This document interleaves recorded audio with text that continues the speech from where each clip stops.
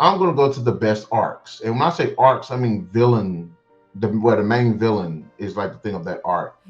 Okay, top 10. The Saiyan arc, of course. Raditz, Nappa, Vegeta, all of them are interesting, great characters. And some of the best fights too. That first fight with Piccolo, Goku, and Raditz was fucking lit. There's the prison planet saga, where it was Fu was ultimately over everything, which I like. I actually like Fu as a villain, but it had all of the other villains in it as well. It had, what was it? Cooler was in it.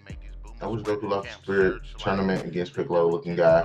I can't remember his name, but he actually seemed to have stronger versions of some of Goku's techniques. You're right. That was one of the things I didn't like about that Goku. I mean, I understand they both technically were disqualified, but at the same time, you're right.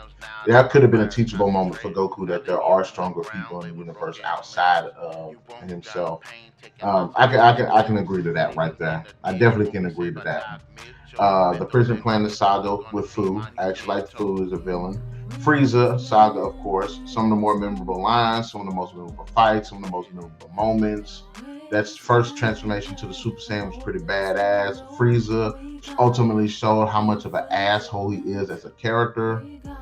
Now, these two I'm going to go ahead and put next to Pycon. The guy's name is Pycon. The one you're talking about, they said Piccolo looking guy, Pycon. Pikkon. This and this goes back to Dragon Ball.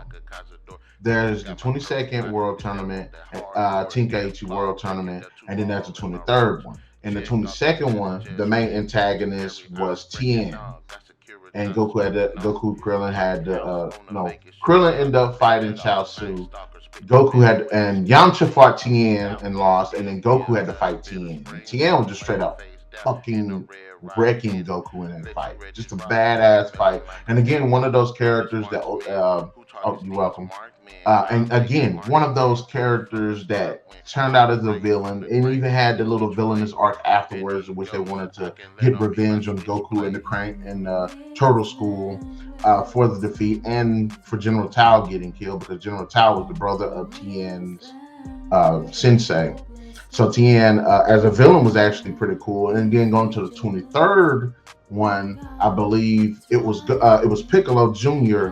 was the main antagonist, and that fight between Goku and Piccolo Jr. was absolutely badass. It was one of my all-time favorite fights in the entire series. It was brutal. It was badass. You got to see Piccolo as an actual like threat. And just seeing these two characters go back and forth with their different abilities and different approaches to the other person was just straight up beast. And ultimately, how Goku won was actually pretty cool and clever as well. There is also the Galactic Patrol Prisoner Saga. For those who don't know, that's the saga before the Granola Saga in the Dragon Ball Super manga, in which Moro ends up escaping from the Galactic Patrol prison. And he ended up releasing all of the criminals there, and they're just going on this like galactic just heist, going from planet to planet, taking everybody's shit, killing people, and then Moro just goes to planets and just absorbs everybody's life energy, killing, thereby, creating genocide on planetary level where they go. So. And then you got the Galactic Police sitting here trying to struggle how to deal with the situation.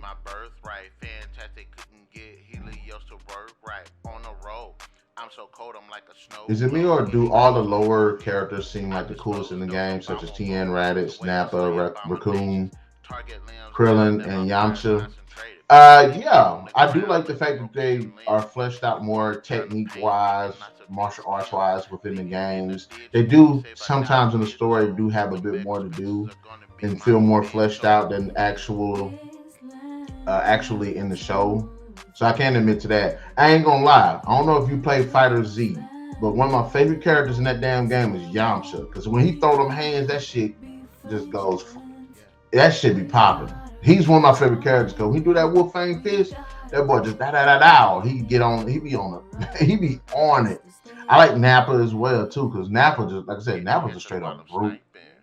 I've always liked Krillin, and I like Tien as well.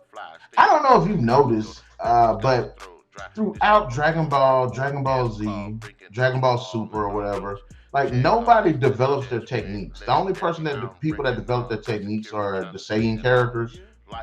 Because when you look at Dragon Ball Super and they're training for the Tournament of Power, some of these characters are using the exact same techniques they used in Dragon Ball.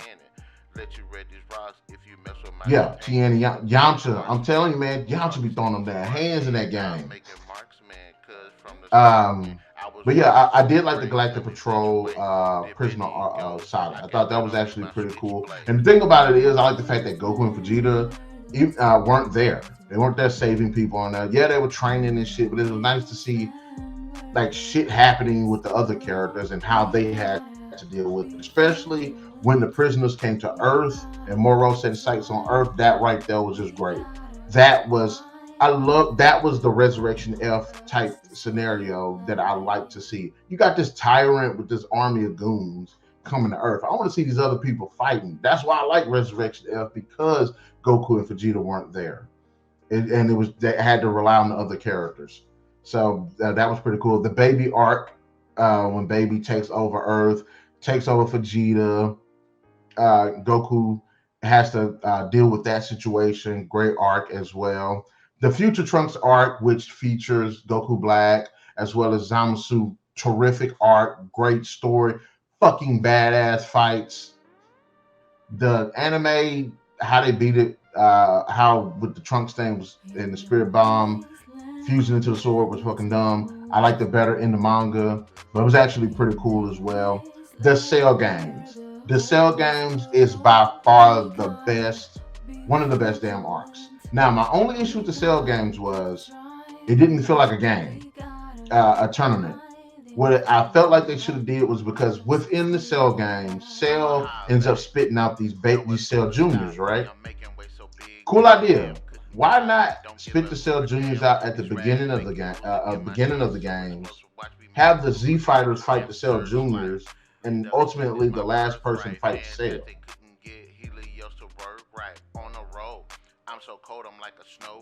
Yeah, I hate that trope of lower characters staying at the same level. Yeah, Goku's strongest moves have always been Kamehameha, Spirit Bomb, Kaioken. Hell yeah! And then he gets the instant transmission along with the transformations. What was it? He was trying to learn. He almost learned the destruction technique from Beerus. He just looked at it, seen him do it one time. And that was it.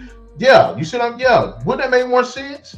Had the Cell Juniors competing, like have the Z Fighters on one side in the tournament, have the Cell Juniors and Cell on the other side, and let the Cell Juniors compete. If they, you know what I'm saying? It'd be like a 6-on-6. That would have been much better. That would have been much better, because what did Cell end up doing anyway? After he fought Goku, why he fought Goku? What did he do? He blew up the arena anyway. So that would have been an ultimately better thing. I stepped into the Galactic Patrol Prison Saga, but it was part of the Moro thing. So I guess they're the same. They're the same, I guess.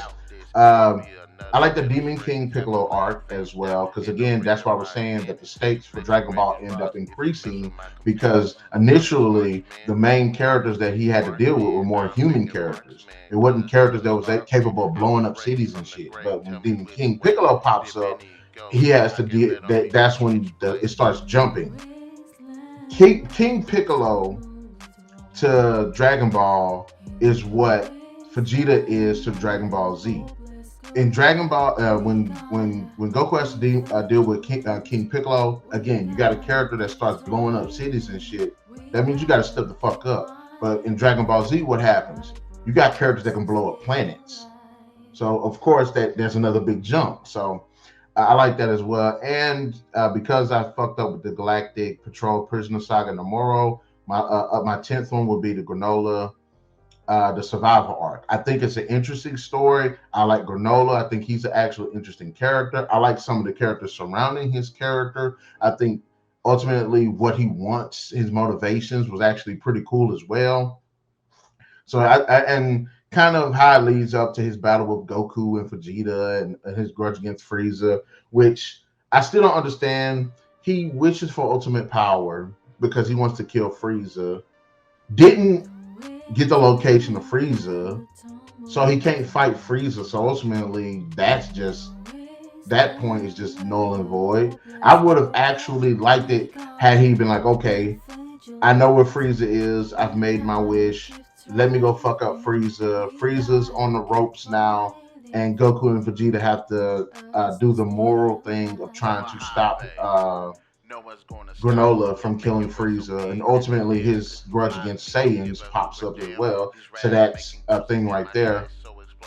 I think the Granola arc is just I like it. I like it because it's different from the other arcs, but at the same time, I'm like they're not doing enough. How do you get ultimate power to kill somebody but don't know what the fuck the person is?